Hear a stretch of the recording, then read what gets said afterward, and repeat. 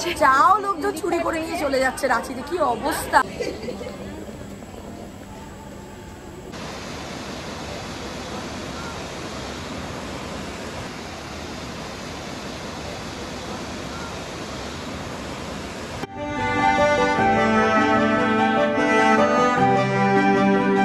Welcome back to my channel explorer টি। তো আজকে 30শে জানুয়ারি, বছরের শেষে আবার ভ্রমণের উদ্দেশ্যে বেরিয়ে পড়লাম। তো প্রথমেই আমরা যাত্রা শুরু করছি আমাদের মেট্রো স্টেশন হাওড়া ময়দান থেকে। এরপর যাব হাওড়া স্টেশন, তারপর ওখান থেকে আমাদের ট্রেন। তো কোথায় যাচ্ছি দেখতে হলে ব্লগটা পুরো লাস্ট পর্যন্ত দেখতে হবে।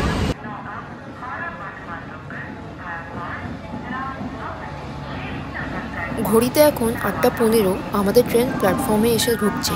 হাওড়া থেকে হাতিয়া ক্রিয়া যোগা এক্সপ্রেস।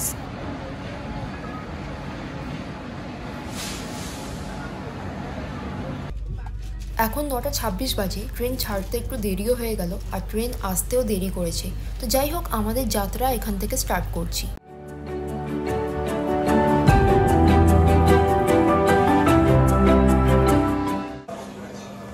সকাল 8:35 আমরা এসে পৌঁছলাম রাঁচি স্টেশনে। একে তো ডিসেম্বর মাস, তার মধ্যেই কনকনে ঠান্ডা হাওয়া, প্রায় জমে বরফ হয়ে যাচ্ছে। সকাল সকাল রাঁচি স্টেশনে নেমে একটা ইনসিডেন্ট ঘটেছে। দিদির চা একজন খেয়ে নিয়েছে, চাও লোকজন চুরি করে নিয়ে চলে যাচ্ছে। রাঁচিতে কি অবস্থা! মানে আমার চা একজন উইদাউট না বলে দোকান থেকে তুলে নিয়ে চলে যাচ্ছে, তার পেছনে দৌড়াচ্ছি চাটাকে নেওয়ার জন্য। কি অবস্থা এখানে! চা চুরি হয়ে যেতে পারে সেটা ভাবনার বাইরে ছিল। তো ট্রেন থেকে নেমে এই মুহূর্তে স্টেশনের বাইরে দাঁড়িয়ে আছি। আমাদের গাড়ি আসবে, গাড়ি এলে গাড়িতে উঠে আমরা রওনা দেবো। প্রচণ্ড ঠান্ডা, এই মুহূর্তে 10 ডিগ্রি টেম্পারেচার। সকাল 9টা বাজতে যায় প্রায়, কিন্তু এখনও চারিদিক কীরকম কুয়াশায় ঢেকে আছে। আমাদের গাড়ি এসে পৌঁছেছে, আর এখন মালপত্র গাড়িতে তোলা হচ্ছে।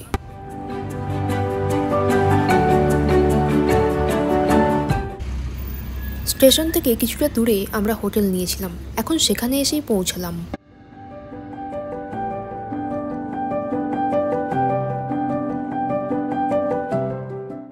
সকাল 8:45 নাগাদ হোটেলে চেক ইন করেছি, তারপর ব্রেকফাস্ট করে এখন 10:30 বাজে। তো আমরা এখন সিটিতে যে সাইট সিনগুলো আছে সেগুলোর জন্য বেরিয়ে পড়লাম।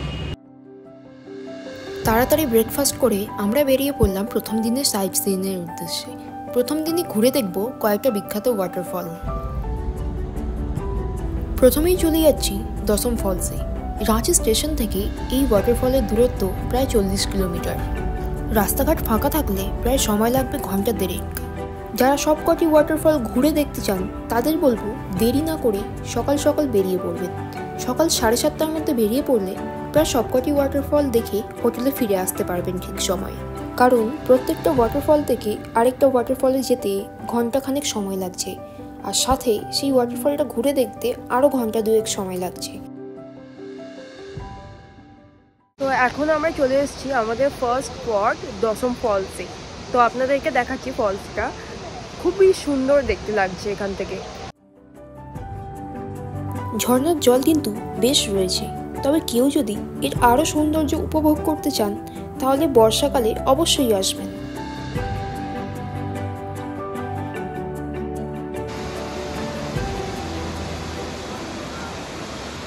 সেলফি তোলার নেশায় অনেকেই সাবধানতা বজায় রাখতে ভুলে যান। সাবধানতা বজায় রেখে তবেই আপনারা ছবি বা ভিডিও তুলবেন। তো অনেকগুলো ছবি তুললাম আমি ওপর থেকে। এবার আস্তে আস্তে আমরা নিচে যাচ্ছি, নিচ থেকে আরও ভালো লাগবে। যে আমার পিছন থেকে ওয়াটারফলটা দেখা যাচ্ছে, এখানে দেখতে পাচ্ছি।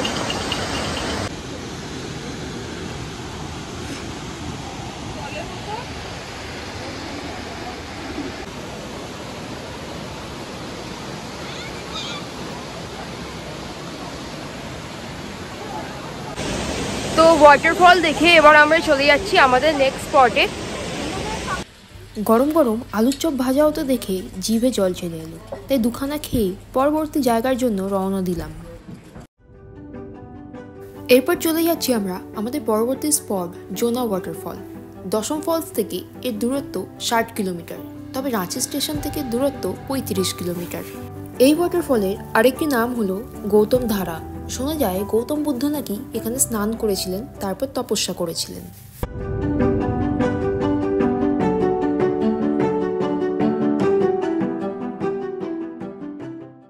তো এখন যেখানে এলাম এটাও আরেকটা ওয়াটারফল, তবে এর স্টেয়ার কেসের যে স্টেপগুলো আগেরটার থেকে অনেকটা বেশি, মানে আরও অনেকটা নিচে নামতে হবে তবে গিয়ে ওয়াটারফলটা পৌঁছতে পারবো। তো এখন যাচ্ছি আমরা।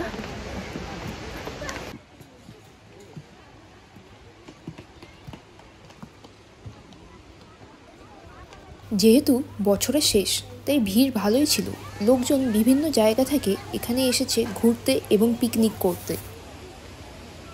অলমোস্ট 200টা সিঁড়ি স্টেপ নেমে নিচে ফাইনালি পৌঁছতে পারলাম ওয়াটারফলটার কাছে, দেখাচ্ছি আপনাদের।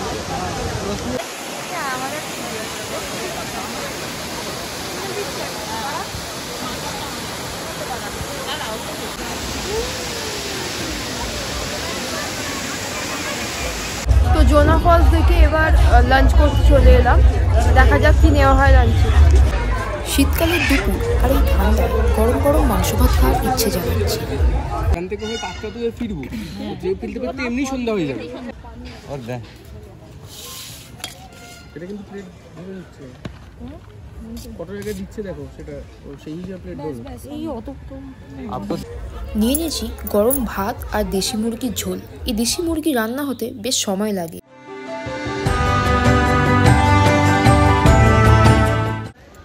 দেশি মুরগি দিয়ে মোটা চালের ভাত লাঞ্চে খেলাম।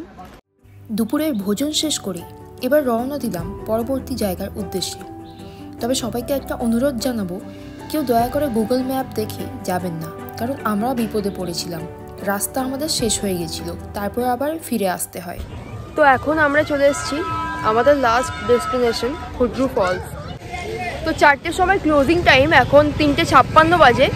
আমরা এসে পৌঁছেছি আর আমার জামাইবাবুর কাছে টিকিট কাটতে, তো দেখা যাক ঢুকতে পারি কিনা। টিকিট পাওয়া গেল, হ্যাঁ একদম রকেটের স্পিডে এলাম। 10 ব্যাপক।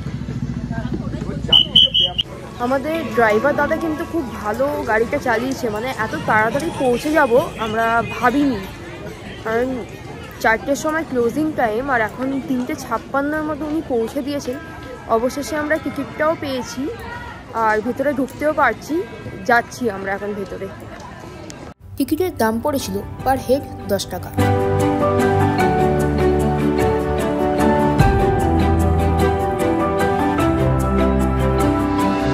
বুকিবাসী অনেকদিন পর কনফিডেন্সের সাথে বলেছে কোন দিকে রাস্তা। হ্যাঁ, আর যে জামাই সায় দিয়ে যাচ্ছিলাম আবার বলছে না এইদিকে এইদিকে, আবার জামাই সায় দিতে বলছি আমি, মানে একটা যেই পেয়েছে।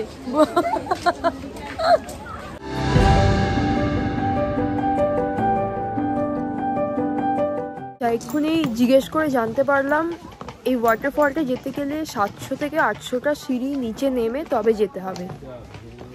আমার পক্ষে তো বেশ কঠিন, নামাটা কঠিন না হলেও সব থেকে কঠিন হচ্ছে ওঠা, মানে 700 থেকে 800 সিঁড়ি ওপর দিকে ওঠা খুবই কঠিন। ফিরে আসার সময় খুবই কষ্ট হবে, বুঝতে পারছি।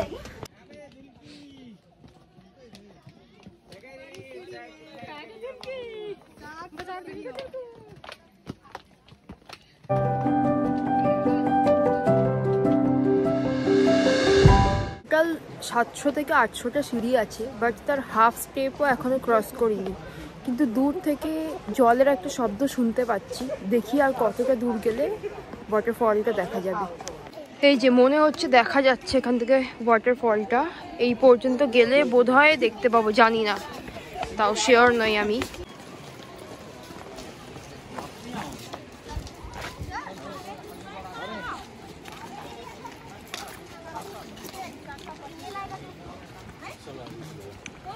যেখান থেকে একটু একটু দেখা যাচ্ছে।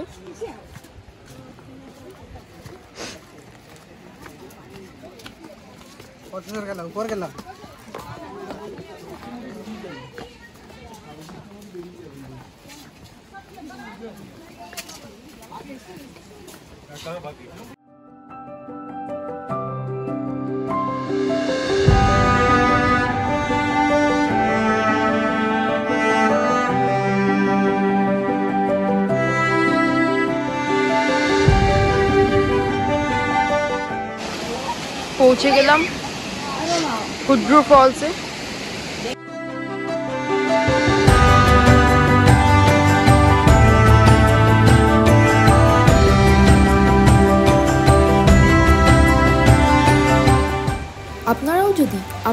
ভ্রমণপ্রিয় বাঙালি হয়ে থাকেন, যদি পেতে চান পাহাড়, সমুদ্র, জঙ্গলের ঠিকানা, তাহলে আপনাদের এই চ্যানেল এক্সপ্লোরার ডি সাবস্ক্রাইব করে দেবেন আর বেল আইকন প্রেস করতে ভুলবেন না।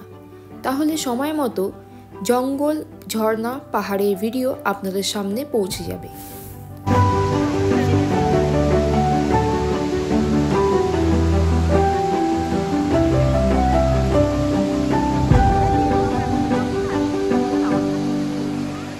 তো 800 সিঁড়ি নিচে গিয়ে আবার ওপরে উঠে আসছি।